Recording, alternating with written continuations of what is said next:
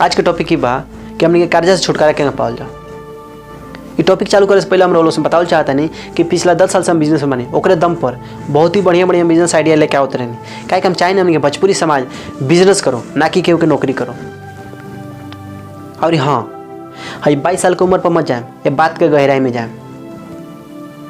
और उनसे बताओ चाहता नहीं कि वीडियो के रुआ तनका देखी ये जरूरी नहीं है, ये वीडियो को पूरा देखी ये जरूरी नहीं है, लेकिन ये वीडियो को ध्यान से देखी ये जरूरी बा। कर्जा को किस्म का होला, जैसे कि गाड़ी पर लोन पर गाड़ी ले लहल, ब्याज पर पैसा ले लहल, बैंक से लोन ले लहल, कौ किस्म के कर्जा बा। लेकिन कर्जा तो कर्जा होला, वो 2 रुपये कर्जा हो गए चाहे 2 लाख के कर्जा हो गए, कर्जा तो कर्जा हो गए। हाँ, कब हमने समझे कोशिश नहीं कैले कि कर्जा होला का है, रोवा कब समझे कोशिश कैले बनी। ए बार रोवा वीडियो देखता नहीं लेकिन सोचता नहीं और कुछ, तो का वीडियो समझ में आई? कब्बो ना समझ में आई कि लड़का का कहता। अब मजा के बात ही बा कि रोवा गाँव में जौन भी आदमी पैसा देता ब्याज पर, वो अपना लग से नहीं देत, वो अपना आसपास के जौन शहर बा वहाँ से कोनो बनिया से लेके आके अपना गाँव में बांट रहा बा। वो अपना लग से नहीं देत, वो ब्याज पर लिया के रोवा लोग देता। और वो लोग पैसा लेके उनका से और वो लोग लोन लेके और वो लोग क्या करते हैं, लोग के दिखाओ तनी। यह काम हर लोग वे करता, पैसा ले लेके लोन पर ब्याज पर दिखावता कि देखो हम बड़का बानी। तो सोची रहुआ खुद सोची, रहुआ के दिखावे के बा कि चैन से रहे के बा। अगर रहुआ के दिखावे के बा तो ये वीडियो रहुआ खातिर नहीं है। अगर रहुआ के चैन से रहे के बा, कर्जा से मुक्ति पाओ के बा, तो ये वीडियो के ध्यान से देखी, ना कि रहुआ अपने आप अंदर अंदर कुछ सोचत रही। सोची मत, ये वीडियो के ध्यान से देखी।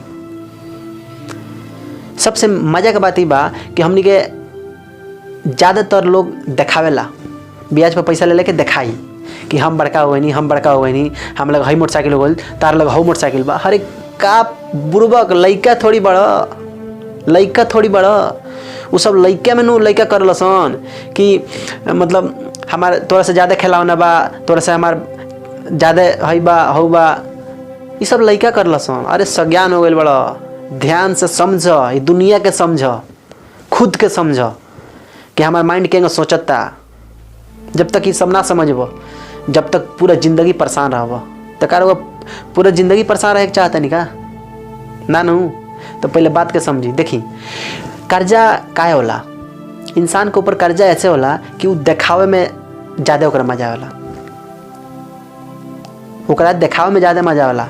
गाड़ी लेके आई, बगल वाला से दिखाई, देखो हमार गाड़ी आ गई, ठीक बा।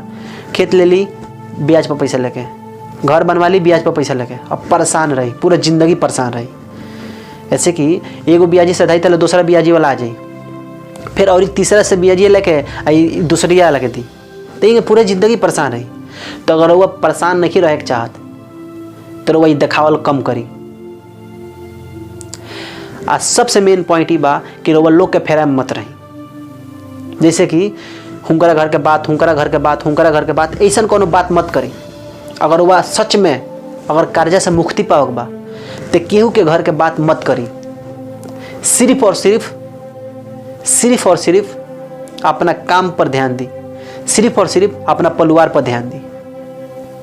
ये 2 चीज़ पर वह ध्यान दे तो जो गाड़ी घर बंगला है सब होता, ये सब चुटकी के रवा खेल रही, सब खरीदा जाए।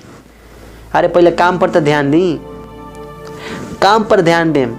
जौन भी वहाँ से इनकम हुई अपना घर के परिवार के खर्चा छांट के वो सारा पैसा अपना काम में लगाई, काम के बेहतरीन बनाई, बड़का बनाई। और बाद वहाँ से जौन भी पैसा आई और सारा ख्वाहिश पूरा हुई। अपना परिवार पर काम पर ध्यान दी। बस दुनिया दीवाना के छोड़ी, दुनिया के देखावल बंद करी। आई होप कि रउआ के वीडियो अच्छा लागल हुई। फिर ऐसा वीडियो और हम लेके आवत रहे, लेकिन हाँ देखावल बंद करी। जय हिंद दोस्तों।